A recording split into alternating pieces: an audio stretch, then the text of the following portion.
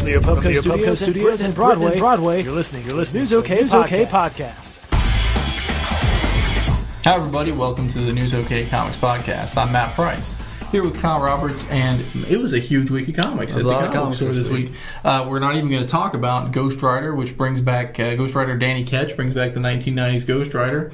That's going on. Final Crisis is out. Secret Invasion is out. It's a huge week. From that giant week of comics, we've picked 3 out to specially pinpoint to you, the comic reader. So we're going to start off with another one from our local writer, Tulsa Sterling Gates. Is one of the 3 writers on Superman New Krypton special. Yeah, so 3 writers. That's a lot for one comic. It usually is, but you've got almost a triple-sized comic. Okay. So you've got the entire super team writing on this. You've got Jeff Johns, who writes Action Comics. You've got James Robinson, who writes Superman, and you've got Sterling Gates, who writes Supergirl. Mm-hmm. And there's also 3 artists that work on it: Pete Woods, and then Renato Guedes and Gary Frank. So it's a supercharged, action-packed, super story. Although action may be a little strong, it's a little more character-driven. Right. There's not a whole lot of action in this, except for a little bit of in Superman's mind to some degree. It's much more of a character piece, but I'm okay with that.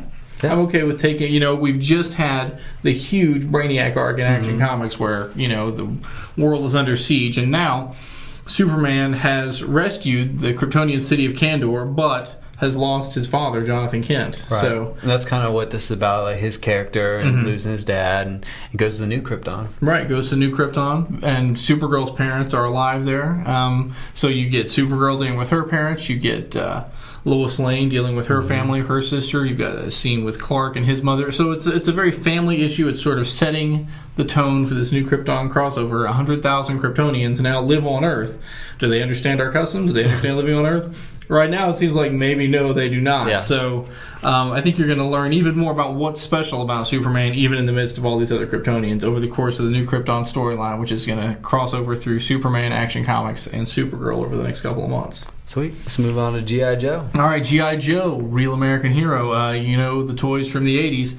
They were a very popular Marvel comic, very popular cartoon show. They came back from Devil's Due for several years, starting in 2001. Now IDW has picked up the license in advance of next summer's movie, and they're kind of doing a new, modernized take on G.I. Joe, trying to take the concept of a covert military strike force and apply some real-world applications to it as much as you can, given that it's based on a toy line. So. Yeah.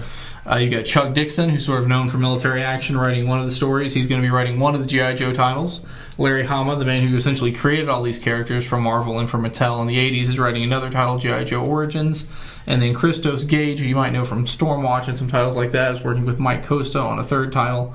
It's going to be called G.I. Joe Cobra, I believe. And all 3 of them have a story in this issue, G.I. Joe Zero, so it's 3 stories for $1.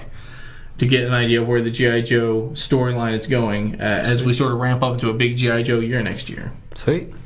And then third, you've got our man Logan, Wolverine, and Wolverine Manifest Destiny. And this takes place sometime after the X-Men have come to San Francisco. They move into San Francisco, kind of unpack their bags, or Wolverine's case, a case couple of beer. Boxes. Yeah. Yeah. And so Wolverine heads to Chinatown, and there's some evil dudes out to get him, because I guess a long time ago, maybe the 50s or 60s, Wolverine did some bad stuff there, and they're out to get him. Yeah, we're not sure when exactly it took place, but the people who are out to get him are still alive, so had to be in that time frame. Apparently, he was told never to return to Chinatown, but now that they moved to San Francisco, he's decided to just confront that head on, and so he goes to Chinatown to confront these people who are very upset with him. And I assume this will all be explained as the series continues. I like the art. I can't remember the artist's name right now, but it was a guy who I thought was very reminiscent of Lionel Francis Yu, who's drawing Secret Invasion. Oh, it's Steven Segovia, as I can see on the cover. And it's written by Jason Aaron, who's writing Ghost Rider right now, writes Scalp for Vertigo. He's sort of known for sort of his harder edge titles, so possibly a good fit for Wolverine. Yeah, he's also written some film issues on Wolverine.